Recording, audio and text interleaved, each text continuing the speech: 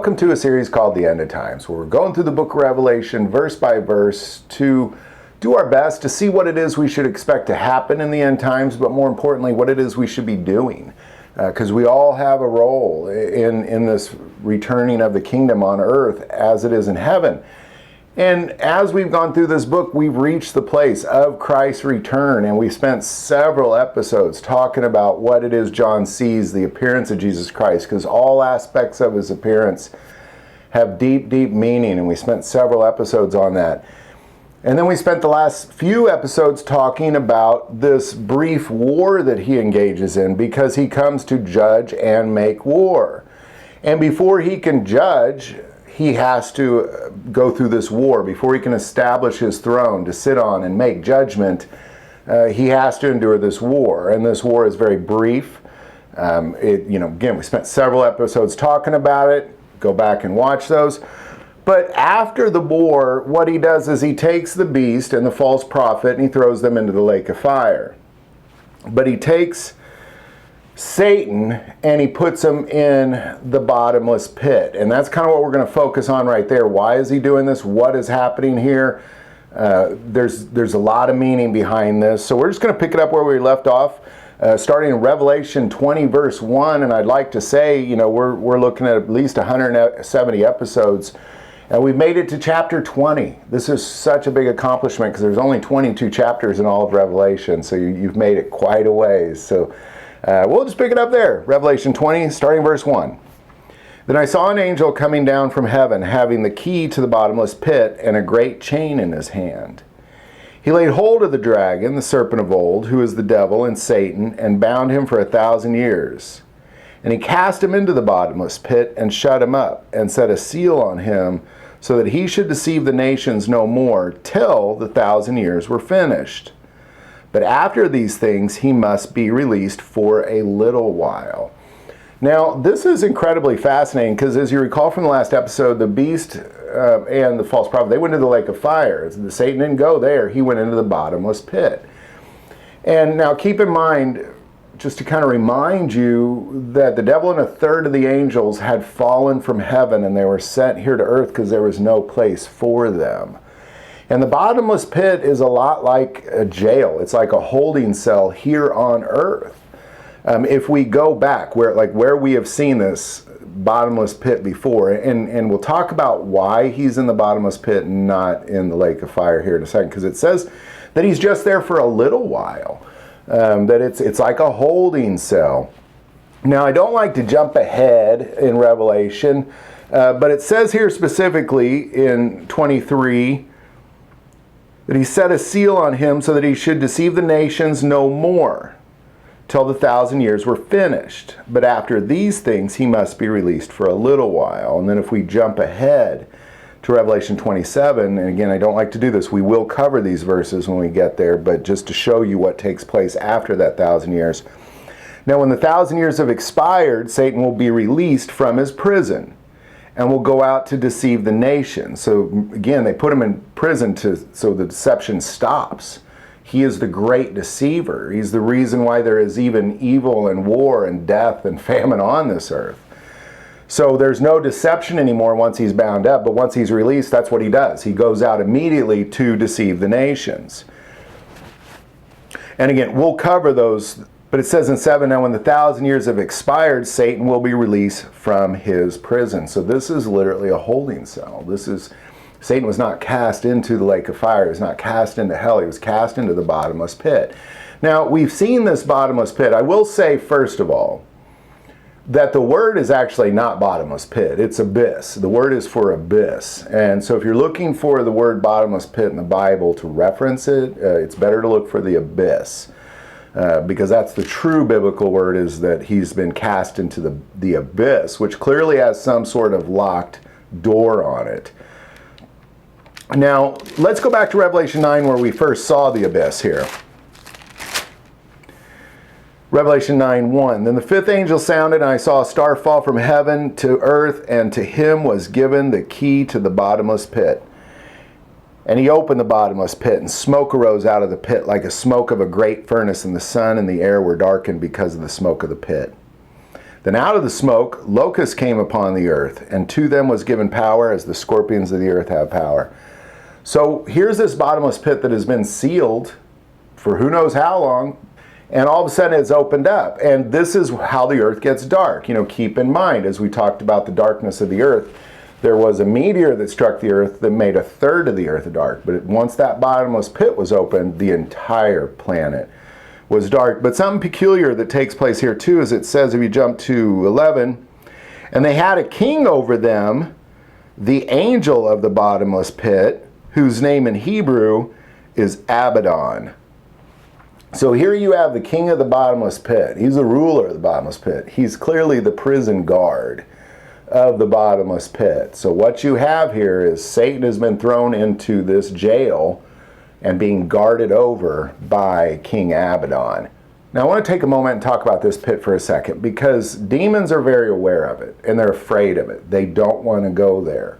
A lot like if you were a criminal and you fear getting caught by the police and you fear going to prison.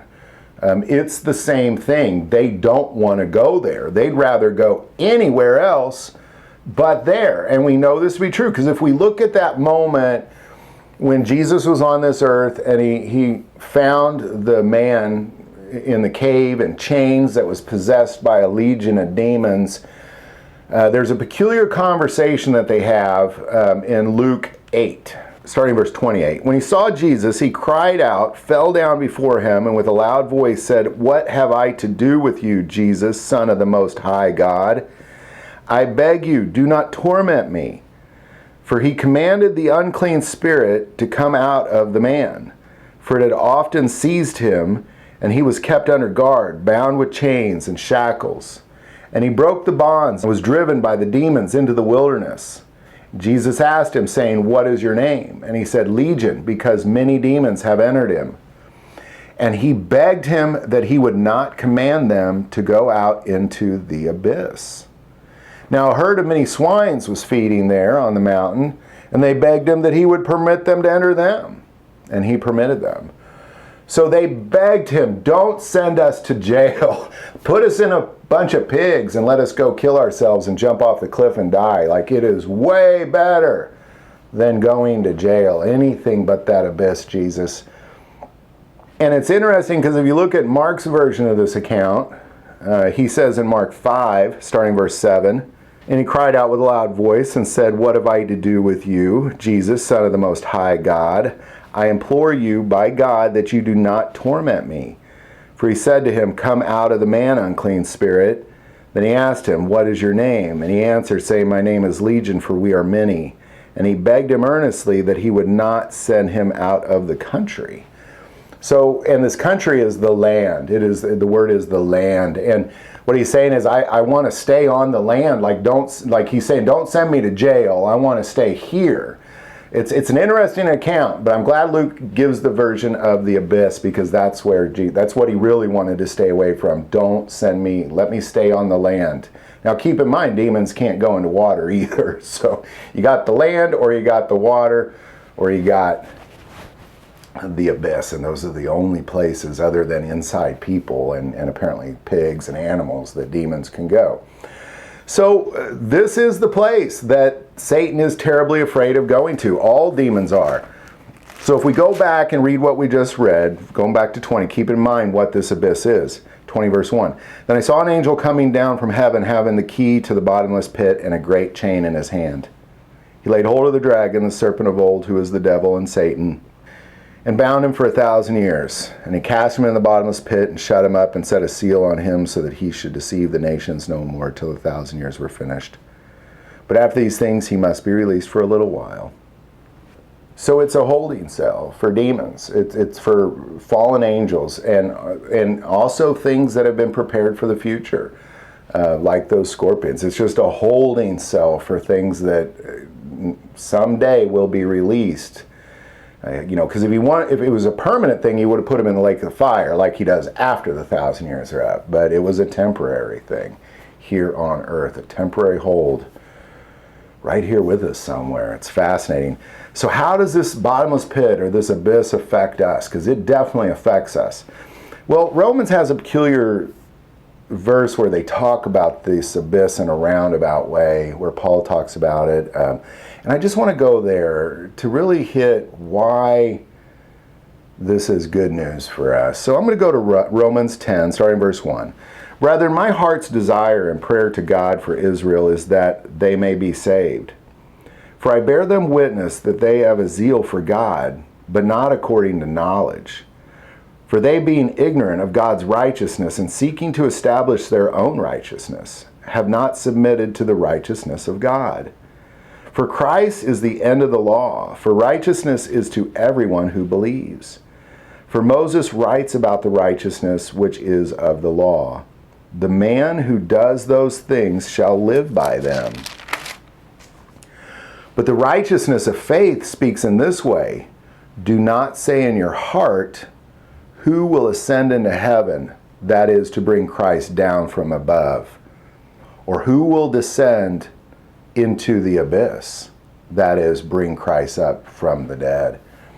It's a holding place, and it is Christ and God who has authority over it. And Paul makes it very clear and plain that it is only God that can do these things. It is not King Abaddon. It is not, the secret isn't into the angel with the key and the chain. The secret isn't into the serpent or the dragon or Satan. The key is God. It is understanding that He controls who ascends from heaven or descends from the bottomless pit. It is Him who makes that decision, and only Him who makes that decision. And that's why those demons begged Jesus, who has that authority, please don't send us to the abyss anywhere but there. So there you go. I hope this video helps, just in regards to what's the difference between the lake of fire, the bottomless pit. It's a holding cell here on earth somewhere. Any thoughts or insight on any of that, definitely put that in the comments below. If you like this video, click like and subscribe. Feel called to support this channel to Patreon. That link is also below. But the most important part of this channel is we take prayer requests, so please don't ever hesitate to send that in. Thank you for watching this episode of God, Family, and Guns. And as always, love God, love your family, and love guns.